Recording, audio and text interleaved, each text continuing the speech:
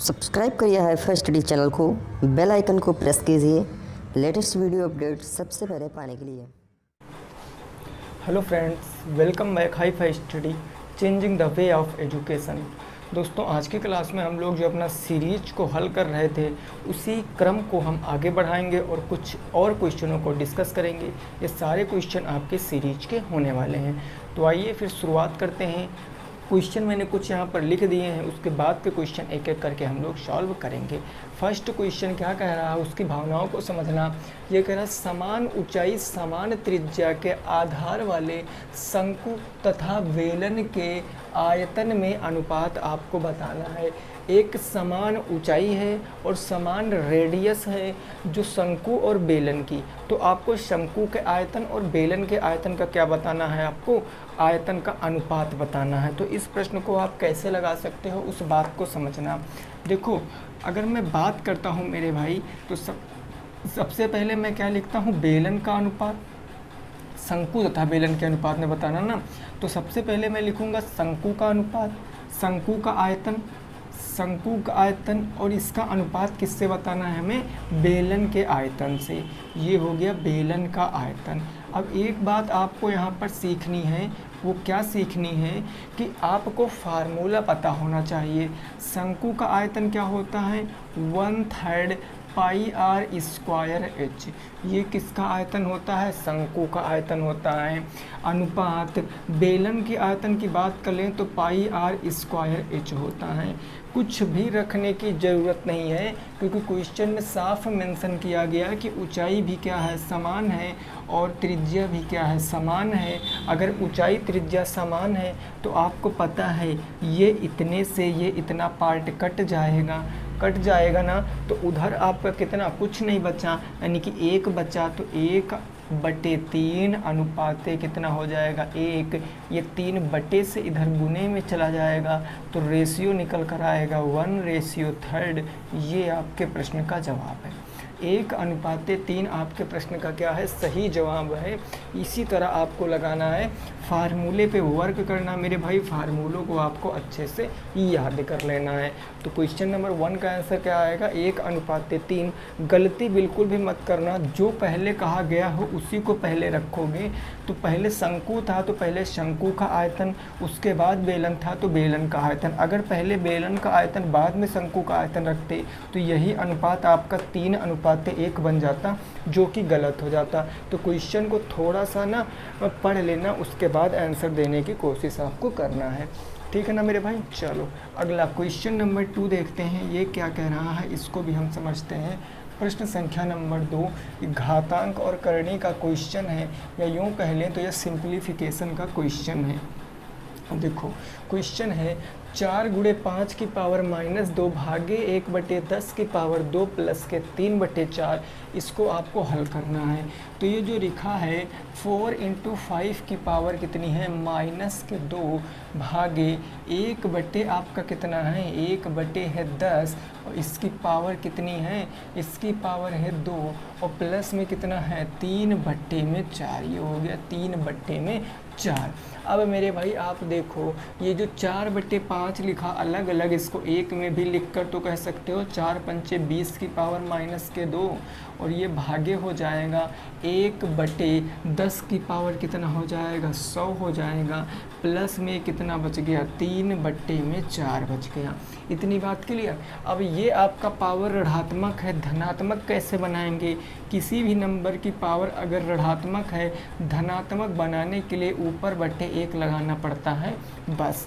तो अब यहाँ पर क्या हो जाएगा, ये हो जाएगा 1/20 की पावर 2, 1/20 की पावर 2, और ये भाग हो जाएगा आपका 1/100, प्लस में क्या हो जाएगा 3/4 हो जाएगा।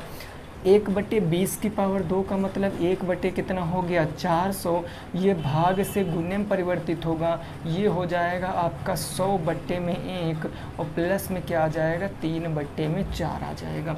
इसको सॉल्व कर लो तो ये 0 से ये जो 0 कट जाएंगे, 1 × 1 और 4 × 4, यानी ये आ जाएगा 1/4, और प्लस में क्या आ जाएगा आपका 3/4, है ना। ये 1 1 एकम 1 हो गया और 4 एकम 4 हो गया, तो ये ऊपर हो जाएगा 4/4। 4 से 4 काटोगे तो 1 आपके प्रश्न का उत्तर आएगा। 1 आपके प्रश्न का बिल्कुल सही उत्तर आएगा। क्या आप इस बात से सहमत हो? क्या चीज़ें आपको समझ में आई हैं? एक क्वेश्चन देखते, क्वेश्चन नंबर 3। देखिए क्वेश्चन में जो चिन्ह है उनका विशेष ध्यान रखना है आपको। आपके बुक में यहाँ पर प्लस दिया है, आपके बुक में जहाँ मैंने डिवाइड लिख दिया है वहाँ पर प्लस दिया है, तो आप अगर बुक का उत्तर इससे मिलाओगे तो आपका उत्तर नहीं मैच करेगा, क्योंकि मैंने चिन्ह परिवर्तित कर दिए। यहाँ पर प्लस है बुक में, जहाँ डिवाइड मैंने लगाया यहाँ प्लस है और मैंने डिवाइड लगाया है, ठीक है ना। ये बात आपको ज़रूर याद रखनी है। चलिए क्लियर हो गया ना। अगले क्वेश्चन पे पहुँचते हैं। क्वेश्चन नंबर 3 प्रश्न संख्या 3 क्या कह रहा है उसको समझने की कोशिश करिए। क्वेश्चन नंबर 3 ये कह रहा है कि एक लकड़ी के घनाभ के आकार के एक टुकड़े की लंबाई 75 सेंटीमीटर, चौड़ाई 15 सेंटीमीटर और ऊंचाई 5 सेंटीमीटर है, तो इसमें 15 सेंटीमीटर लंबे, 3 सेंटीमीटर चौड़े और 1 सेंटीमीटर ऊंचे कितने गुटके बनाए जा सकते हैं। ये क्वेश्चन इंपॉर्टेंट है इस टाइप का, एक में ईंटों की संख्या और इसमें गुटकों की संख्या, बात वही सेम ही है। तो अगर मैं बात कर लूँ कि जो लकड़ी के टुकड़े का जो घनाभ है उसकी लंबाई क्या है, देखो जो टुकड़े की लंबाई मैं बता देता हूँ, टुकड़े की लंबाई है और इसमें क्या है चौड़े, ठीक है ना, ऊंचे कितने गुटके। अगर मैं पहले बात करूँ टुकड़े की लंबाई, टुकड़े की जो हमें दी गई है, लेंथ कितनी दी गई है, ब्रेथ कितनी दी गई है, हाइट कितनी दी गई है, वो लिख लेते हैं। दिया गया है मेरे भाई 75, 15 और 5। ये है 75 सेंटीमीटर, ये है 15 सेंटीमीटर और ये है 5 सेंटीमीटर, ठीक है ना, टुकड़े का हो गया। उसके बाद गुटके का हम देख लेते हैं, जो छोटे छोटे गुटके हमें काटने हैं उसकी लेंथ कितनी दी गई है, ब्रेथ कितनी दी गई है और हाइट कितनी दी गई है। इसमें लेंथ ब्रेथ हाइट कितनी कितनी दी गई है तो देख लेते हैं। ये दी गई है मेरे भाई 15 सेंटीमीटर, 3 सेंटीमीटर और 1 सेंटीमीटर। ये 15 सेंटीमीटर, 3 सेंटीमीटर और 1 सेंटीमीटर। एक चीज़ का विशेषता ध्यान आपको रखना है, खैर यहाँ पर तो नहीं है दिक्कत, लेकिन आपको क्वेश्चन पढ़ते वक्त ध्यान जरूर रखना है कि कभी यूनिट हो सकता सेम ना हो तो यूनिट को सेम करना पड़ेगा। गुटकों की संख्या कैसे निकालोगे, टुकड़े का आयतन, जो आपका टुकड़ा था लकड़ी का उसका आयतन, उसके आयतन को डिवाइड कर दोगे गुटके के आयतन से, बस यही काम आपको करना है, बाकी कुछ नहीं करना है। गुटके का आयतन, लंबाई, चौड़ाई, ऊंचाई यानी 75, 15 और 5, 75 × 15 × 5 और डिवाइडेड बाई गुटके का आयतन कितना हो जाएगा, 15, 3 और 1 ही हो जाएगा, 15, 3 और 1। अब मल्टीप्लाई बिल्कुल मत कराओ, 15 से 15 ख़त्म हो गया है ना, 3 से काटेंगे तो 3 दूनी 6, 3 पंजे 15, ये 25 हो गया भाई, 3 दूनी 6, 1 बचा, 3 पंजे 15, 25 एकदम कितना हो गया 25। कितने गुटके काटे जा सकते हैं, 125 गुटके काटे जा सकते हैं। ये आपके प्रश्न का आंसर है। ये आपके प्रश्न का क्या है, बिल्कुल सही उत्तर है। डायरेक्ट भी बता सकते थे, 15 से 15 ख़त्म हो जाएगा, 3 से 25 बार में ख़त्म हो जाएगा, 25 पंचे 125 बटे 1 मतलब 125 ही आपके गुटके काटे जा सकते हैं। बात क्लियर, कोई दिक्कत नहीं, समझ गए हो ना। आंसर कितना आएगा 1 2 5। चलो आगे देखते हैं। नेक्स्ट क्वेश्चन नंबर 4 प्रश्न संख्या 4 क्या है जरा उसको समझो। वो क्या कहने की कोशिश कर रहा है क्वेश्चन, ये कह रहा है एक शंकु के आधार की त्रिज्या 3.5 सेंटीमीटर तथा हाइट 12 सेंटीमीटर है। शंकु का आयतन और वक्र पृष्ठ दोनों बताना है। शंकु का आयतन और वक्र पृष्ठ दोनों बताना है। भाई शंकु कैसे होता है जरा मैं पहले लिख लूँ जो हमें दिया गया है। सबसे पहले हमें शंकु का क्या दिया गया, रेडियस 3.5 सेंटीमीटर, यानी आर की वैल्यू 3.5 सेंटीमीटर है और आपको हाइट दिया गया 12 सेंटीमीटर, हाइट दिया गया 12 सेंटीमीटर। अब सबसे पहले देखो आपको बताना कि आयतन निकाल लेंगे। आयतन हमें बताना है और क्या बताना है, वक्र पृष्ठ। आयतन और वक्र पृष्ठ ये दो चीज़ें हमें बतानी है। हम कैसे बता सकते हैं, तो एक जरा हमारी बात को समझना। वक्र पृष्ठ कितना होता है, पाई आर एल, पाई आर एल वक्र पृष्ठ होता है, आयतन कितना होता है, आयतन होता है 1/3 पाई आर स्क्वायर एच। तो आयतन तो आप बता दोगे बिना लेंथ तिर्यक ऊंचाई निकाले, लेकिन वक्र पृष्ठ निकालने के लिए आपको तिर्यक ऊंचाई पता होना बहुत ज़रूरी है, क्योंकि एल यहाँ पर है तो एल नहीं पता है। हम सबसे पहले तिर्यक ऊंचाई निकालेंगे। आपको पता है कि तिर्यक ऊंचाई कैसे निकालते हैं। तिर्यक ऊंचाई निकालने का फार्मूला होता है एल बराबर √h² प्लस में आर स्क्वायर, है ना। तो अब यहाँ से मान रखेंगे h कितना है, हाइट है 12, तो ये 12 का स्क्वायर हो जाएगा। फिर प्लस कितना है, अब देखो, अब आप चीज़ों को समझो। ये जो 3.5 लिखा है इसका मतलब क्या है, इसका मतलब हो गया 3.5, और 3.5 का मतलब 7/2 भी तो हम कह सकते हैं। 3.5 को 7/2 भी तो कह सकते हैं। तो ये हम कह सकते हैं 7/2 के होल स्क्वायर, 7/2 का होल स्क्वायर हो गया। तो ये 12 का स्क्वायर कितना होता है, 144 माइनस 144 प्लस में 7 का स्क्वायर 49 हो गया, बटे में क्या हो गया 2 का स्क्वायर 4। जब इसको सॉल्व करोगे तो 4 चौके 16 और 4 चौके 16 1 17, 4 1 कम 4 1 5, 576 प्लस के 49 बटे में 4, और ये सब कहाँ रहेगा, ये सब रूट के अंदर रहेगा। ऊपर हो गया 7 4 11 9 6 15, 625। ऊपर हो गया अंडर रूट के अंदर 9 6 15, 7 4 11 1 12, 5 1 6, 625/4, और 625 किसका होता है 25 का, 4 होता है 2 का। इसको सॉल्व करोगे तो 12.5 आ जाएगा। 12.5 किसकी वैल्यू आ गई, तिर्यक ऊंचाई की। अब सारा कुछ पता है तो आयतन निकालो। सबसे पहले आयतन होता है 1/3 पाई आर का मान 22/7 इंटू आर स्क्वायर। आर कितना है 3.5, मतलब 7/2, तो हो जाएगा 7/2 और एच कितना है, हाइट 12, तो ये हो गया 12, 1/3 पाई आर स्क्वायर एच। काटो, ये 7 से ये 7 खत्म, 3 से कट गया, ये 4 बार में 2 दूना 4 से ये कट गया, तो ऊपर कितना बचा 22 इंटू के 7 बचा, बाकी तो कुछ बचा नहीं है। तो 7 दूनी 14, 7 दूनी 14 1 15, ये निकल कर आ गया 154 सेंटीमीटर क्यूब। ये 154 सेंटीमीटर क्यूब वैल्यू आया है।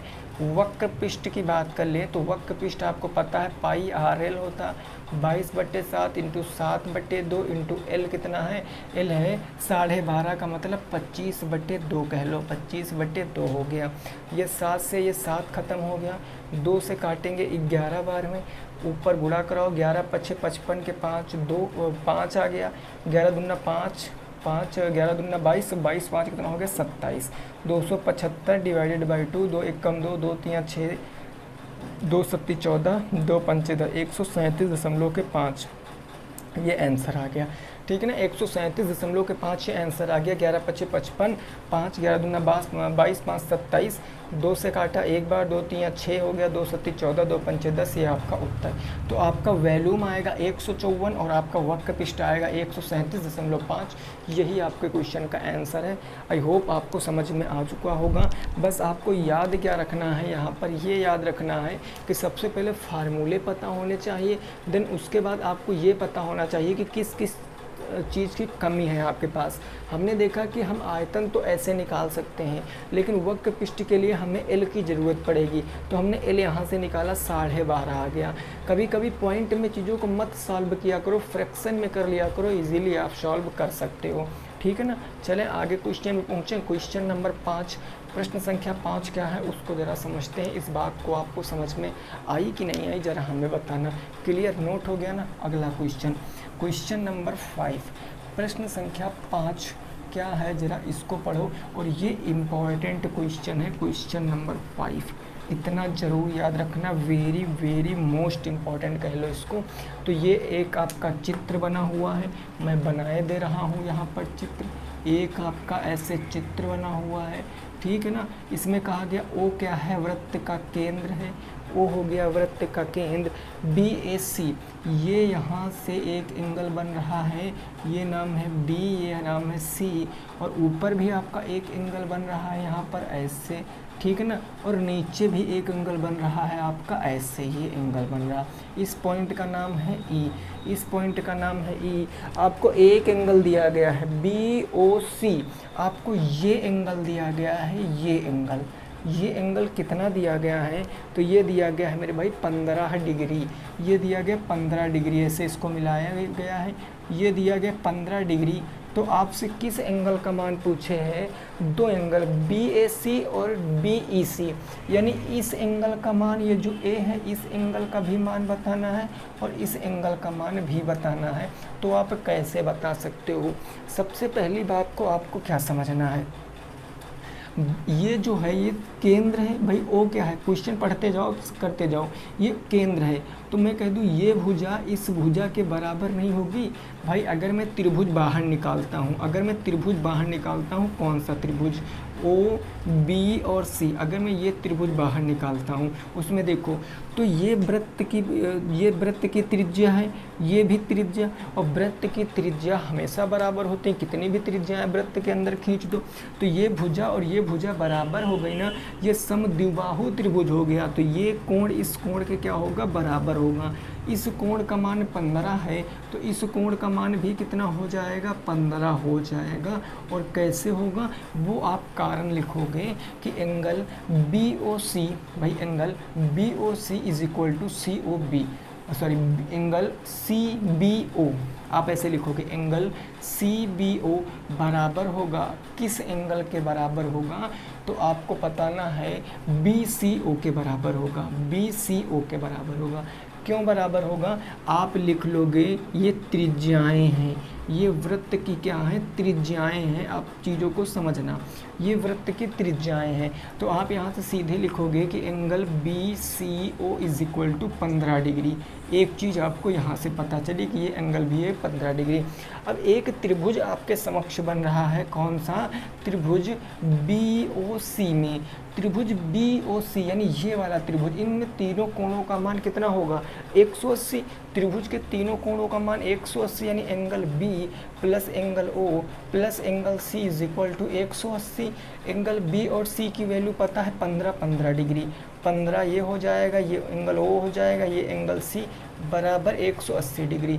यहाँ से 15 हमने यहाँ पर भी लिख दिया, 15 15 30 उधर जाएगा माइनस में, तो एंगल ए बराबर कितना आ जाएगा 180 माइनस के 30, यानी एंगल ओ बराबर कितना आ जाएगा 150 अंश आ जाएगा।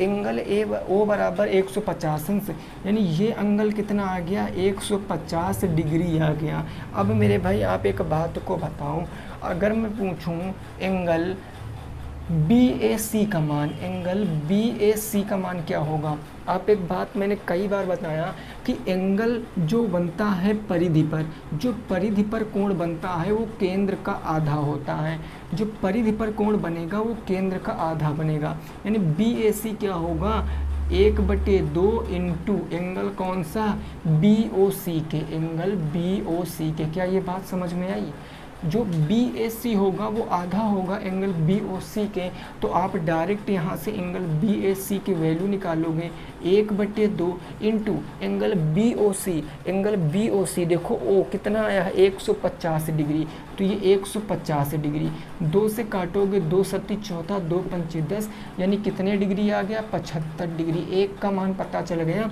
एंगल बी ए सी कितना है 75 डिग्री, एंगल बी ए सी कितना है 75 डिग्री। अब एक आपका चतुर्भुज बन रहा है, कौन सा मैं बना रहा हूँ जरा देखना, एक आपका चक्रीय चतुर्भुज बन रहा है, ये है ए, ये है बी, ये है सी और ये है ई, ऐसा करके इसके अंदर एक चतुर्भुज बन रहा है ना।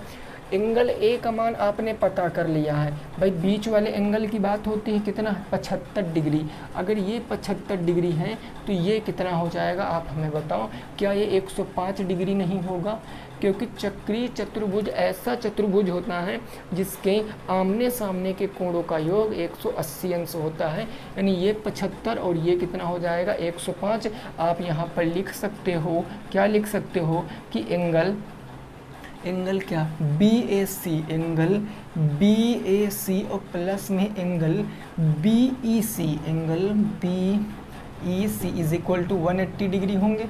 कैसे होंगे? क्योंकि चक्रीय चतुर्भुज के आमने सामने के एंगल क्या होते हैं? बराबर होते हैं। तो एंगल BAC की वैल्यू निकाले हो 75, रखोगे 75 डिग्री प्लस के एंगल BEC बराबर के 180 डिग्री, 75 जाएगा माइनस हो जाएगा, यह एंगल BEC बराबर 180 डिग्री माइनस के 75 डिग्री मतलब कि 105 डिग्री। क्या बातें आपको समझ में आई हैं? क्या बातें आपको समझ में आई? और ये क्वेश्चन आपका 2019 का पूछा हुआ प्रश्न है, तो इस बात को आपको याद रखना है, इस बात को आपको याद रखना है। तो देखो इसमें कितने कंसेप्ट लगे। सबसे पहले तो ये पता होना चाहिए कि रेडियस बराबर, तो ये समबाहु त्रिभुज, जब दो भुजाएं बराबर तो दो कोण बराबर। अगर ये 15 ये 15 तो ये 15 15 30, 180 से 30 घटाएंगे 150। अगर ये सेंटर पर 150 बन रहा है तो परिधि पर कितना बनेगा? 150 का आधा 75। अगर ये 75 तो ये आमने सामने के कोण बराबर, क्योंकि चक्रीय चतुर्भुज 75 तो ये कितना 105, तो 105 डिग्री।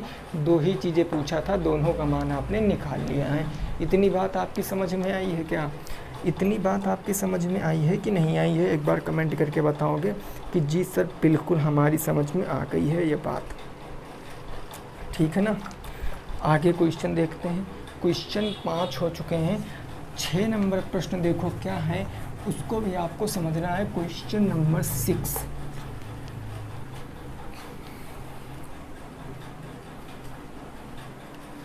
क्वेश्चन नंबर 6 है ना। देखिए ये जो चक्रीय चतुर्भुज है, यहाँ से एक क्वेश्चन जरूर आएगा आपके पेपर में, तो आप इसको ना अच्छे से तैयार कर लेना। लगभग मैं अब जितने भी आपको ये क्वेश्चन करा रहा हूँ सब में चतुर्भुज से रिलेटेड क्वेश्चन आपको कराता हूँ। उससे पहले भी मैंने आपको क्वेश्चन कराए हैं। तो ज़रा ये क्वेश्चन देखिए, ये क्या कह रहा है इसको समझिए। क्वेश्चन नंबर 6 ये कह रहा है 15x क्यूब, 15x क्यूब, उसके बाद है आपका माइनस के 20x स्क्वायर, माइनस के 20x स्क्वायर प्लस के 13x माइनस के 12 को भाग करना है किससे? 3x माइनस के 6 से। भाग करके शेषफल कितना बचेगा वो बताओ, और आपका भागफल कितना आएगा वो बताना है। दोनों चीज़ें आपको यहाँ पर बतानी है। कोशिश करो एक बार कैसे लगाओगे इस प्रश्न को। ठीक है ना? चलो देखते हैं। किससे भाग करना है? 3x माइनस के 6 से। किसको भाग करना है? 15x क्यूब माइनस के 20x स्क्वायर प्लस के 13x माइनस के 12 से। ठीक है ना? अब देखो 3 की टेबल में 15 कितनी बार आएगा? 5 बार आएगा। तो 3 पंजे 15, x है, हमें x क्यूब चाहिए, मतलब x स्क्वायर भी होगा। तो 5 तियाँ 15, x स्क्वायर x से मिलकर x क्यूब बन गया। ठीक है ना? अब इसमें भी गुणा कराएंगे, प्लस माइनस माइनस, 6 पंचे कितना हो गया? 30 हो गया। वो एक्स स्क्वायर यहाँ पर चिपक जाएगा तो ये हो गया। अब ये प्लस से माइनस, ये माइनस से प्लस हो जाएगा, ये तो ख़त्म हो गया। यहाँ 20x स्क्वायर, यहाँ 30x स्क्वायर, तो प्लस का 10x स्क्वायर, फिर बचा आपका 13x माइनस के 12। अब यहाँ पर देखो 3 की टेबल में 10 तो आता नहीं है, 10 नहीं आता ना, लेकिन अगर मैं 10/3 से गुणा करा दूं, बातों को समझना, अगर मैं प्लस के 10/3 x से गुणा करा दूं तो हमारा काम हो जाएगा, क्योंकि 3 से 3 ख़त्म, 10x और x का गुणा 10x स्क्वायर हो जाएगा। तो ये आ गया आपका 10x स्क्वायर। ठीक है ना? अब देखो माइनस का 6 है यहाँ पर, 6 इंटू क्या कराओगे? 10/3, तो 3 दूनी 6, 10 दूना 20, ये 20x आ जाएगा। यहाँ पर 20x होगा, किसका होगा? माइनस का होगा। तो ये हो जाएगा माइनस के 20x हो गया, माइनस के कितना हो गया? 20x हो गया, माइनस के कितना हो गया? 20x हो गया, माइनस और ये कितना हो गया? प्लस हो गया। ये ख़त्म। 13x और 20x मिलकर कितना हो गया? 33x माइनस का कितना बचा? 12 बचा। अब आप कब देखो कितनी बार जाएगा? 3 की टेबल में 33 का आता 11 बार में ना, तो प्लस के 11 हो गया, और 11 तियाँ कितना हो गया? 33x हो गया। अब 11 का गुना हम इससे भी कराएंगे, प्लस माइनस माइनस हो जाएगा, 11 छक्के 66, ये माइनस ये प्लस हो गया, ये ख़त्म। 6 में से 2 जाएगा 4, 6 में से 1 जाएगा 5, 54 आपका शेषफल है और ये आपका भागफल है। 54 आपका शेषफल है और वो क्या हो गया, भागफल हो गया। आई होप आपको समझ में आया होगा। इतनी बात आप बताओ हमें कि समझ आया कि नहीं आया। इतनी बात बताओ आपकी समझ आया है कि नहीं आया है। Question number 6। फिर हम अगले प्रश्न पे पहुंचते हैं, प्रश्न संख्या 7। यहाँ तक की बात बिल्कुल क्लियर, कोई दिक्कत नहीं है। अगला प्रश्न देखो, अगला प्रश्न क्या है उसकी बातों को ज़रा समझना है। क्वेश्चन नंबर 7 ये क्या कह रहा है, ये क्वेश्चन नंबर 7 कह रहा है कि 10,000 रुपये का 33 सही 1/3%, 33 सही 1/3% की दर से 2 वर्ष के साधारण ब्याज की गणना करो। 2 वर्ष के साधारण ब्याज की क्या करना है, आपको गणना करनी है, यानी निकालना है। गणना करो, इस प्रश्न को लगाओ। सिंपल सा क्वेश्चन है और आप आसानी से इसको लगा सकते हो। तो एक बार कोशिश करो, इस प्रश्न को लगाओ, देखो क्या आएगा उत्तर। एक बार कोशिश करो, देखो क्या आएगा उत्तर इस प्रश्न का। फटाफट से सभी साथी कोशिश करेंगे लगाने की, है ना। फटाफट से सभी साथी कोशिश करेंगे इस क्वेश्चन को लगाने की और फिर हम आगे पहुंचते हैं, अगला क्वेश्चन भी देखेंगे। इसको आप समझे कि नहीं समझे।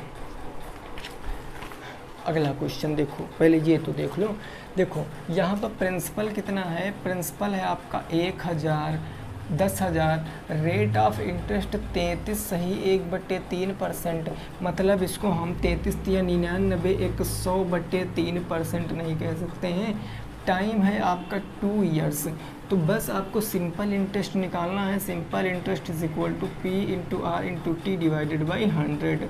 प्रिंसिपल कितना है, ये हो जाएगा सर 10,000, है ना, 10,000 हो गया, इंटू रेट कितना है तो 100 बट्टे में हो गया 3, और फिर क्या है आपका समय कितना है 2 वर्ष।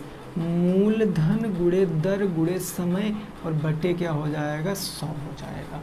मूलधन गुणे दर गुणे समय बटे का क्या हो गया 100 हो गया। अब देखो 0 से 0 हमारे ये 2 खत्म हो जाएंगे, 0 से 0। अब ऊपर क्या बचा 10,000 दूना 20,000 और 20,000 बट्टे 3 करोगे तो कितना आएगा 20,000 बट्टे 3 करोगे तो 20,000 बट्टे 3 करोगे, 3 छंग कितना हो गया 18, 2 बचा 20, 3 छंग 18, 2 बचा 20, 3 छंग 18, 2 बचा 20, 3 छंग 18, 6,666.66 रुपया, या इसी को आप 6.67 भी कह सकते हो, ठीक है ना, क्योंकि 6 बार रिपीट होगा। तो अगर आपकी बुक में 6-7 लिखा है तो भी सही है और 6-6-6 ऐसे करके लिखा है तो भी सही है, क्योंकि इसका मतलब ये होता है, ये क्या है, ये एक मतलब ये कभी रुकेगा नहीं, ये रिपीट होगा, रिपीटेशन है इसमें, ठीक है ना।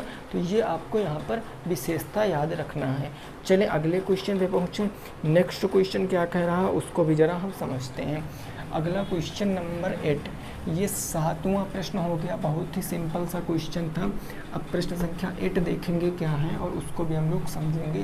क्वेश्चन नंबर 8 को, क्वेश्चन नंबर 8 में एक चित्र बना हुआ है, उसको आपको सॉल्व करना है। ये सर्कल बना हुआ है और यहाँ ए बी आपको एक भुजा दी गई है ए और ये भुजा दी गई है बी। यहाँ पर सेंटर दिया गया है ओ और ऐसे इसको मिला दिया गया, ऐसे इसको मिला दिया गया है, ठीक है ना। फिर यहाँ से यहाँ तक की दूरी भी आपको दी गई है। कितनी दूरी दी गई है 12 सेंटीमीटर, ये दिया गया है 12 सेंटीमीटर, और ये टोटल दूरी आपको दी गई 5 सेंटीमीटर, ये 5 सेंटीमीटर टोटल दूरी दी गई है।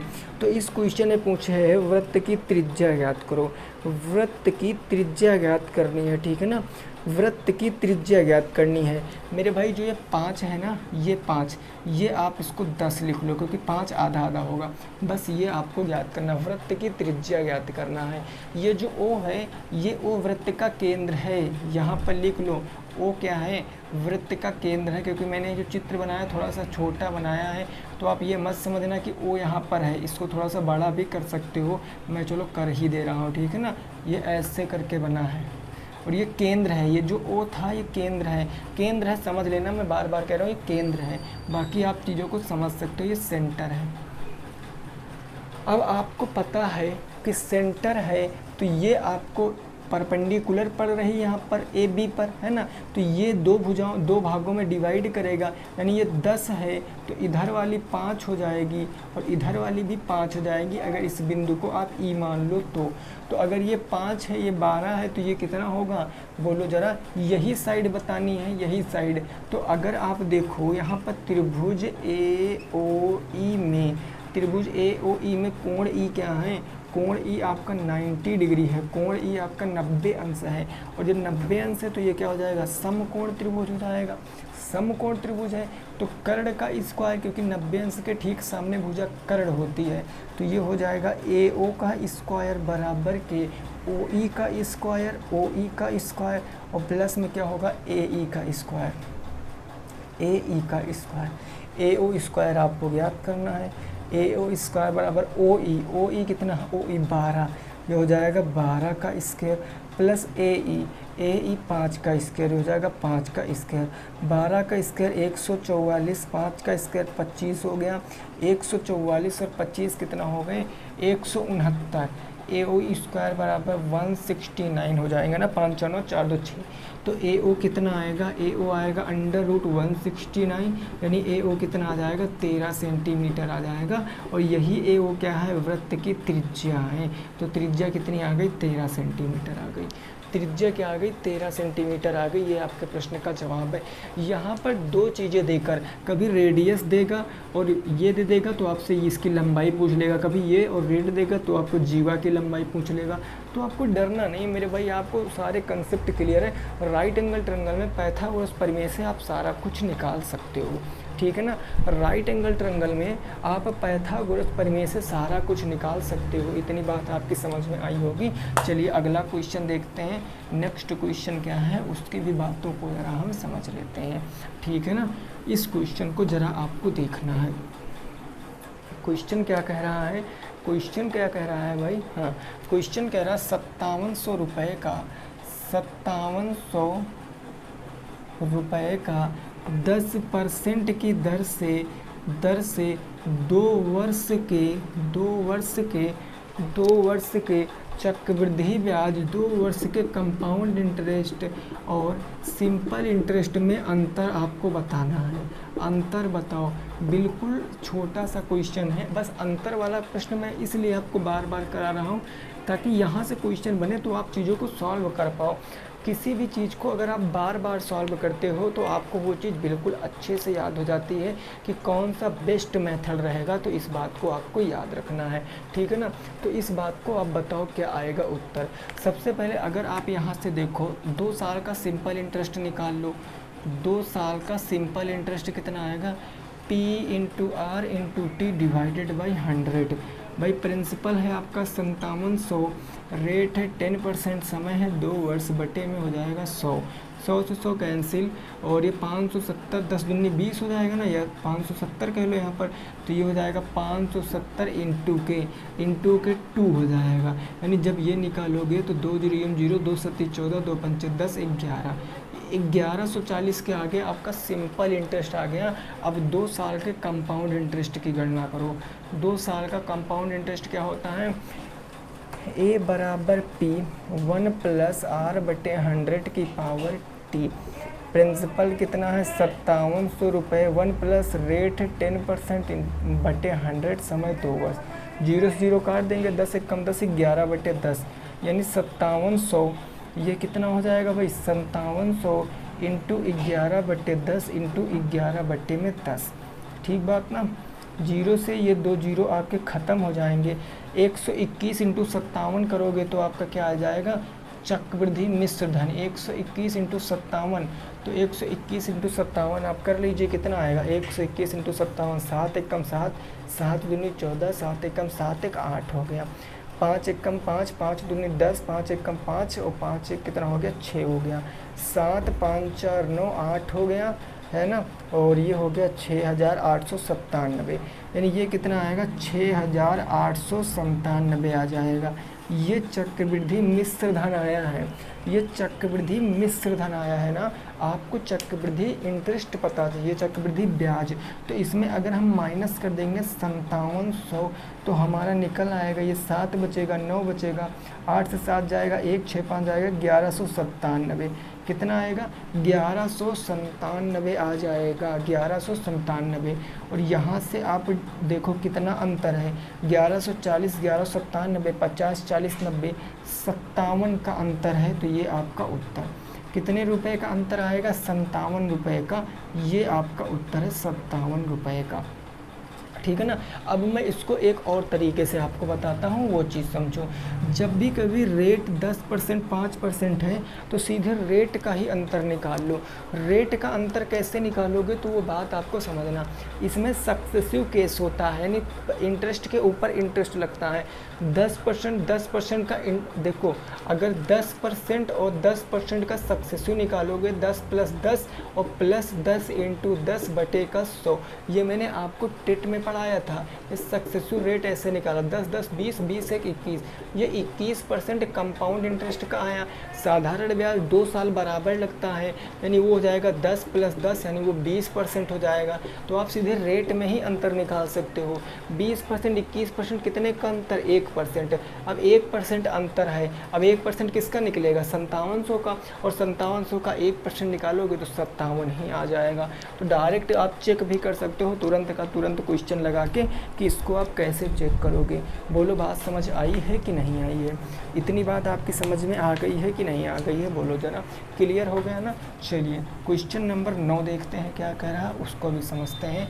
प्रश्न संख्या 9, प्रश्न संख्या 9 को देखते हैं और समझते हैं, उसको भी सॉल्व करते हैं।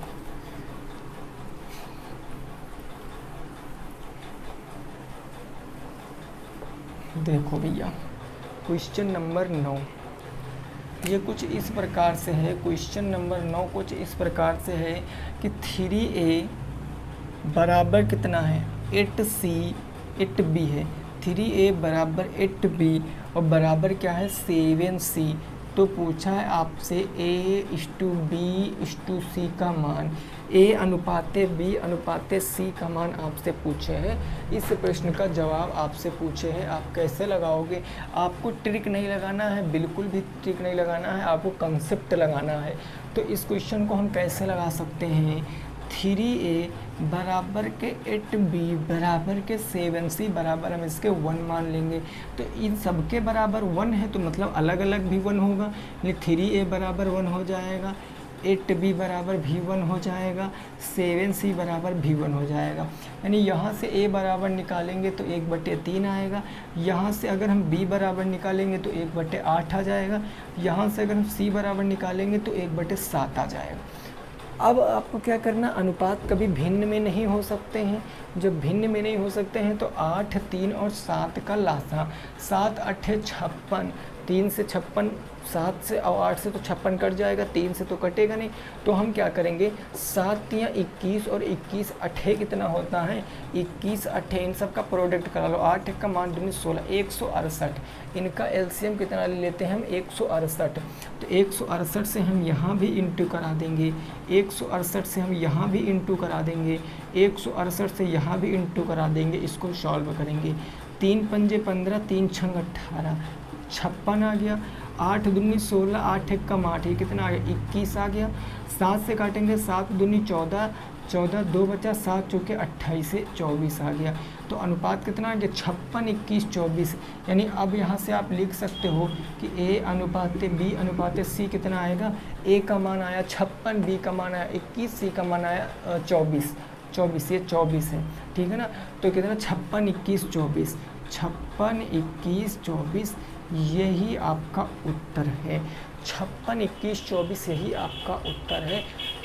ऐसे भी देखते, ए को आप ढकते तो 8 7 56, ए का मान 56, बी को ढकते तो 7 या 21, सी को ढकते तो 8 या 24। तो ये आप ऐसे भी देख सकते, लेकिन ये आपको अप्रोच लगाना नहीं है, ये आपको लगाना नहीं था।